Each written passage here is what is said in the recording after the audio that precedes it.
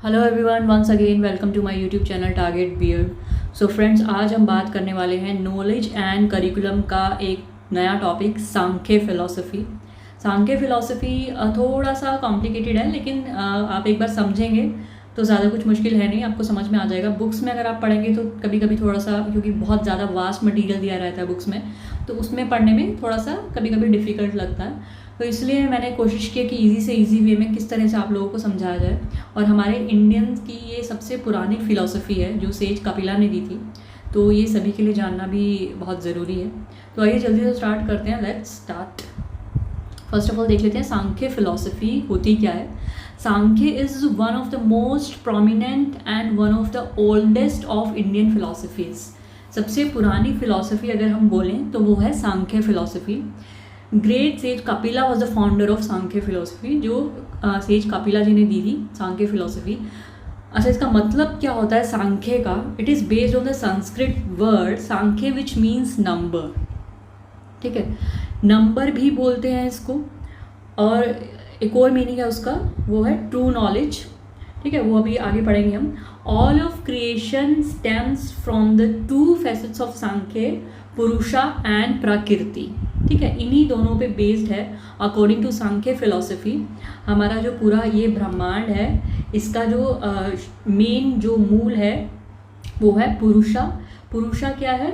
हमारी inner sense, हमारी जो सोल है उसको पुरुषा बोला गया है। और प्रकृति क्या है? नेचर है। ठीक है, इन्हीं दोनों के बेसिस पे इन्होंने पूरी सांख्य फिलॉसफी दी है। सांख्य ऑल्सो मीन्स परफेक्ट और right knowledge, hence it is a system of right knowledge. किस चीज़ का right knowledge? Right knowledge is the knowledge to have the experience of the separation of the Purusha from प्रकृति।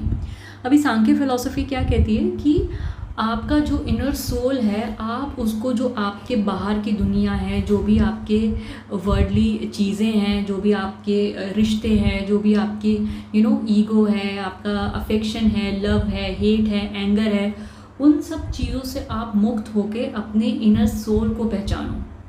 ठीक है, उनके अकॉर्डिंग ये जो खुशियाँ हैं, ये जो दुख है, ये आप नेचर के साथ जब अटैच होते हो तभी होता है। तो आपकी जो खुशियाँ हैं, आपके दुख हैं, ये सब बहुत ज़्यादा डिपेंडेंट नहीं होने चाहिए इस नेचर पे।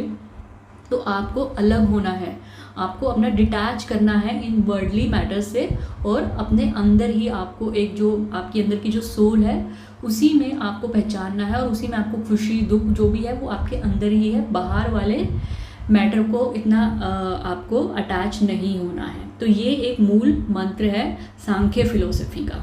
ठीक है, ये एक तरह से देखा जाए तो योगा में हम जो मेडिटेशन करते हैं, हम ध्यान लगाते हैं, योगा सिर्फ आपका एक्सरसाइज आपको फिट रखने के लिए ही नहीं है, वो है कि आप अपने इनर सोल को पहचानो, उसके साथ अटैच हो, बाहर वाली चीज़ों के साथ अटैच ना हो, अपनी सोल के साथ अटैच हो, और बहुत ज़्यादा आपको फ़र्क ना पड़े। कुछ लोग होते हैं ना, आप देखोगे कि बहुत ही मॉडरेट होते हैं, बहुत ही न्यूट्रलाइज्ड होते हैं, बहुत ज़्यादा खुश नहीं होते हैं, बहुत ज़्यादा एक्साइटेड नहीं होते हैं कभी किसी चीज़ को लेके, बहुत ज़्यादा डिप्रेस नहीं होते हैं, बहुत ही न्यूट्रलाइज्ड रहते हैं। दैट मीन्स कि उनका जो बॉडी है वो एक राइट नॉलेज की तरफ जा रहा है। उनका मेडिटेशन, उनका जो बॉडी है, उनका जो सोल है, वो जो एक सेल्फ रियलाइजेशन है वो काफ़ी अच्छा है उनका।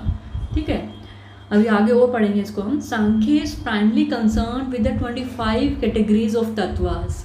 ठीक है, इन्होंने 25 कैटेगरीज ऑफ तत्वास बताए थे, जिसमें से पहले दो हैं हमारे पुरुषा और प्रकृति, जो कि मेन है। ठीक है, आपको 25 के 25 तत्वास को पढ़ने की ज़रूरत नहीं है, आपके सिलेबस में इतना ही है तो इतना भी कर लेंगे, that is more than enough. अभी क्या है बेसिस ऑफ सांख्य फिलॉसफी क्या है? To set free from worldly miseries right knowledge is required. ठीक है, डिटैच होने के लिए, बाहर की जितनी भी चीज़ें हैं उनसे डिटैच होने के लिए आपको राइट नॉलेज की ज़रूरत है। It does not recognise the existence of God. भगवान को ये लोग इन्होंने एग्जिस्टेंस को इतना रिकोगनाइज नहीं किया है, because that can not be proved. Samkhya भगवान में बिलीव नहीं करता है, वो सिर्फ ये कहता है आपके इनर की जो सोल है आप उसके साथ अटैच हो, बाहर वर्ल्डली मैटर्स का इतना आपको फ़र्क नहीं पड़ना चाहिए, उसके साथ इतना अटैचमेंट नहीं होना चाहिए। वही आपके दुखों का कारण है कि जो भी आप बाहर की चीज़ों से अटैच होते हैं, किसी ने आपको कुछ बोल दिया, आपको गुस्सा आ गया, या आप ईर्ष्या कर रहे हैं, या आप लालच कर रहे हैं, कोई भी चीज़ है, ईगो है, तो ये सब चीज़ें हमारे दुखों का कारण है। तो हमें उन सब चीज़ों में इतना नहीं जाना है, उन सब चीज़ों से हमें अपने आप को अलग करना है। पुरुषा इज द ट्रांसेंडेंटल सेल्फ और pure consciousness. It is absolute, independent, free, imperceptible, unknowable through the other agencies, above any experience by mind or senses, and beyond any words or explanation. तो पुरुषा जो हमारी सोल है वो बहुत ही pure है, ठीक है, अपने आप में संपूर्ण है, इंडिपेंडेंट है, किसी पे डिपेंडेंट नहीं है, फ्री है, उसको आप देख नहीं सकते, अननोएबल है, बियॉन्ड एनी एक्सपीरियंस है, उसको आप छू नहीं सकते, अपने सेंसेस से देख नहीं सकते। तो ये सब चीज़ें हैं जो आपकी सोल है, बहुत ही प्योर है।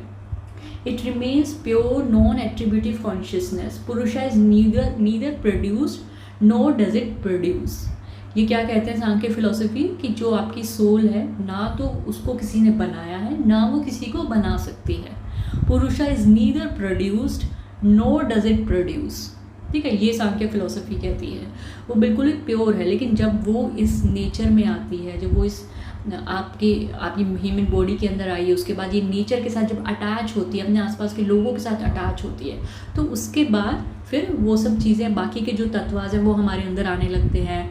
आपका एंगर, ईगो, वो सब चीज़ें आपके अंदर आने लगते हैं। आगे देखते हैं। प्रकृति out of which all things evolve is the unity of 3 gunas, सत्व, राजस एंड तामस। प्रकृति क्या है? नेचर है। नेचर जो है, नेचर को ये बोलते हैं कि नेचर के अंदर शक्ति है चीज़ों को इवॉल्व करने की। वो इस चीज़ को नहीं बताते हैं कि प्रकृति को किसी ने बनाया है, ठीक है, वो ये कहते हैं कि प्रकृति के अंदर पावर है प्रोड्यूस करने की, इवॉल्व करने की, चीज़ें बनती जा रही हैं। जहाँ पे प्लांट्स हैं, उनको इस तरह का क्लाइमेट मिला, नेचर ने इस तरह के क्लाइमेट दिए कि प्लांट्स बन गए, बनते गए, जितनी भी नेचर की चीज़ें हैं, तो वो ये कहते हैं कि it has a power to evolve. तो इसके अंदर 3 गुण बताए गए हैं प्रकृति के अंदर, सत्वा, राजस एंड तामस। सत्वा क्या है? Sattva is the quality of balance, harmony, goodness, purity, universalising, holistic, positive, peaceful virtue. सत्वा को सबसे अच्छा गुण बताया गया है। कभी भी आपने देखा होगा, आपके आसपास का एनवायरनमेंट बहुत ही पॉजिटिव होता है। आप किसी योगा सेंटर में जाएंगे या किसी भी होली प्लेस पे जाएंगे तो आपको एक पॉजिटिव वाइब्स आएंगी। मतलब वहाँ का जो एनवायरनमेंट है, सत्वा है, वो आपका बॉडी ऑब्जर्व करेगा। आपके अंदर भी एक सत्वा का जो एक आपके अंदर तत्व है वो इंक्रीज हो जाएगा। आपके अंदर एक पीसफुल का फीलिंग आएगा, हार्मनी का फीलिंग आएगा, गुडनेस का फीलिंग आएगा। राजस is the quality of passion, activity, being driven, moving, dynamic. राजस क्या है? It's active. जब आप बहुत ज़्यादा काम के अंदर इन्वॉल्व होते हैं, जब आपको एक पॉजिटिव वाइब्स मिलते हैं कि आपको ये काम करना है, एक कॉन्फिडेंस मिलता है, एक मोटिवेशन मिलता है, आपको ये काम करना है, तो वो राजस क्वालिटी आपके अंदर ज़्यादा है, ठीक है। तो नेचर के अंदर भी ये चीज़ें बताई गई है कि सत्वा नेचर है, प्योर लाइट को बोला गया है, सत्वा प्योर लाइट को भी बोला गया है। तो प्योर लाइट है और नेचर क्या है? एक्टिव है। और तीसरा गुण कौन सा बताया गया है? तामस। तामस is the quality of dullness, inactivity, apathy, inertia और लथार्जी। कभी कभी आसपास का एनवायरनमेंट आपने देखा होगा बहुत ही नेगेटिव हो जाता है, बहुत ही लथार्जिक हो जाता है, डलनेस हो जाता है, तो वो क्या है? तामस, नेगेटिविटी हमारे आसपास ज़्यादा है। तो इसीलिए बताया गया कि आप योग मेडिटेशन की तरफ ज़्यादा जाइए, ताकि आप का जो तामस की जो आपके आसपास का जो तामस का जो तत्व है वो कम होकर के सत्वा की तरफ आप ज़्यादा पहुंच सकें, ठीक है। तो उसके लिए एक तरह से बोला गया है कि जो योग है वो प्रैक्टिकल पार्ट है और उसी का ही थ्योरेटिकल पार्ट है ये सांख्य फिलॉसफी। सांख्य फिलॉसफी भी वही कहती है कि आप अपने अंदर की खुशी को ढूंढे, एक बैलेंस्ड इंसान बने, एक आपका जो है डिसिप्लिन लाइफ होना चाहिए, और वही हमारा योग भी सिखाता है। Prakriti is imperceptible but its existence can be proved. Samkhya philosophy कहती है कि प्रकृति जो नेचर है, जो हमारे आसपास का एनवायरनमेंट है, उसको हम देख नहीं सकते, बट हाँ उसकी एग्जिस्टेंस को प्रूव किया जा सकता है, ठीक है। नेक्स्ट है Purusha too is imperceptible, it has 3 states, bound, free, conscious. Purusha की 3 स्टेट्स बताई गई हैं, बाउंड बाधा, फ्री मुक्ता, कॉन्शियस चेतन, ठीक है। 3 स्टेट्स बताई गई हैं आपके जो सोल की है, बाधा कि आपके आसपास की जो चीज़ों से आप जो बाउंडेशन में रहते हैं, उनके साथ अटैच रहते हैं। फिर उसके बाद है फ्री, जब आप मुक्ति की तरफ ज़्यादा बढ़ते हैं, जब आप ज़्यादा मेडिटेशन की तरफ जाते हैं, अपने इनर सोल को पहचानते हैं। कॉन्शियसनेस, चेतना, जब प्योर कॉन्शियसनेस आने लगती है, जब आपको पता लगने लगता है कि आसपास की चीज़ें हैं वो सिर्फ बाहरी चीज़ें हैं, इनर सोल ही आपकी जो असली चीज़ है, जो आपकी सेल्फ कॉन्शियसनेस है, जो आपकी सेल्फ रियलाइजेशन है, वो आपके भीतर ही है। आपकी जो खुशी है वो आपके अंदर ही है। आप बाहर की चीज़ों में खुशी ढूंढना बंद कर देते हैं। इट ट्राइज टू एक्सप्लेन प्रकृति, पुरुष, बॉन्डेज एंड मोक्षा। ठीक है, ये एक जिस्ट है सांख्य फिलॉसफी का। अगर आप इसको बुक्स में पढ़ेंगे, नेट पे देखेंगे तो बहुत ज़्यादा मटेरियल, बहुत वास्ट मटेरियल आपको मिल जाएगा। बट इतना बीएड के लिए, एग्जाम्स के लिए आपका इतना इज़ मोर देन इनफ। उसके बाद हम देख लेते हैं जो मेन चीज़ है हमारी, educational implications of Samkhya philosophy. ठीक है, पढ़ाई में हम कैसे इस चीज़ को पढ़ाई में हम इस चीज़ को कैसे इम्प्लीमेंट कर सकते हैं। पहला है एम्स ऑफ एजुकेशन। एम क्या होना चाहिए according to Samkhya philosophy? To achieve self realisation, inculcation of sattvic buddhi, to achieve the aim of salvation, to prepare the child for positive attitude towards life.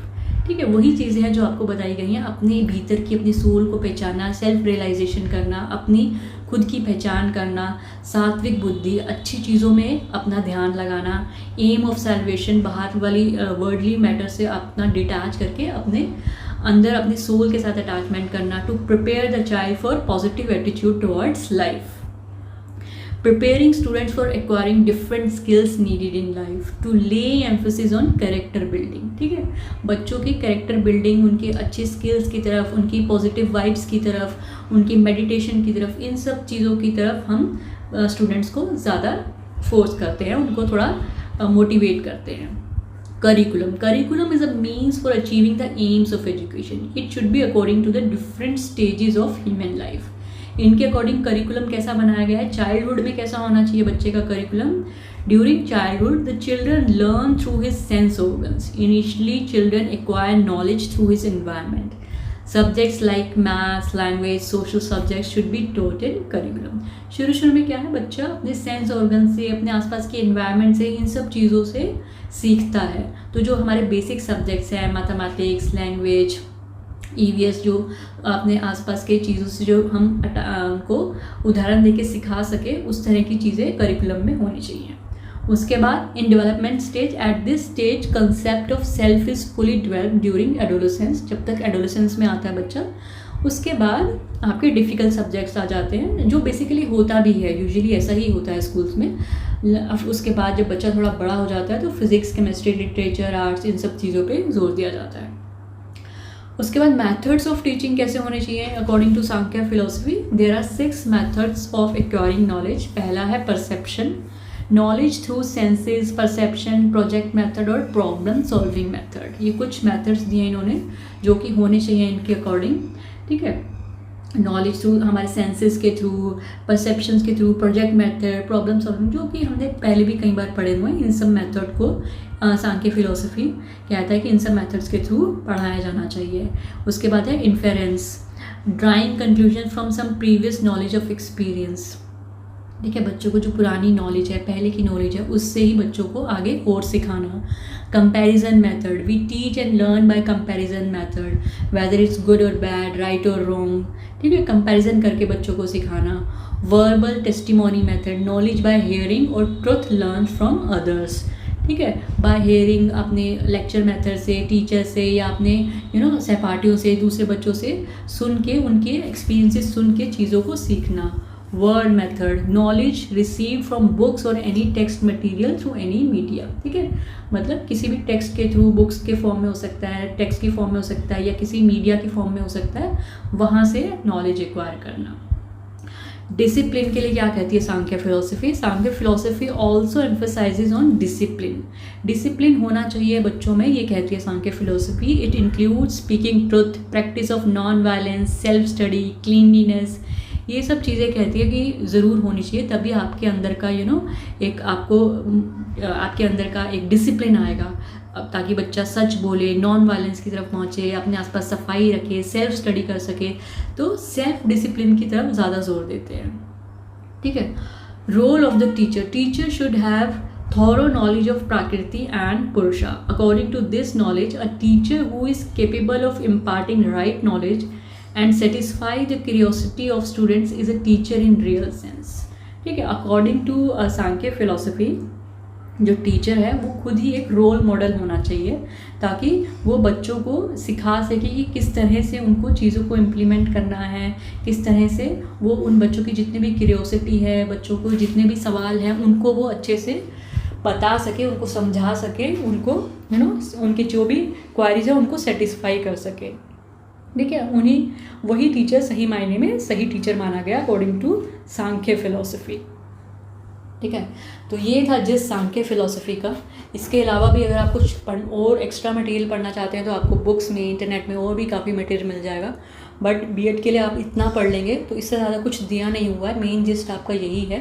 ठीक है। एजुकेशन इम्प्लीकेशंस और बेसिकली आपको पता होना चाहिए सांख्य फिलॉसफी कहती क्या है, किसके ऊपर बेस्ड है। ठीक है। तो जल्दी मिलेंगे एक नए वीडियो के साथ। तब तक के लिए thank you so much. Have a nice day. Good bye.